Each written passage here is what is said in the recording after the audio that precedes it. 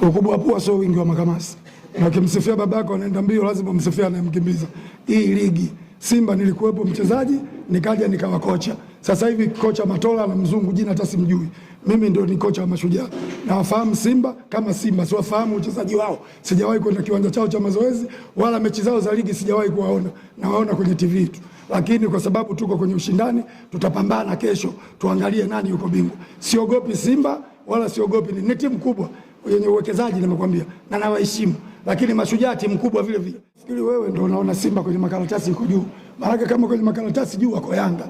Leo Mama Samia akisema ligi imekwisha, bingwa Yanga, Simba anakuwa chini, hapati kikombe. Maana mshindi anakuwa huyu mmoja. Kwa hiyo Simba kama sisi, isipokuwa wako wa pili, sisi wa 9.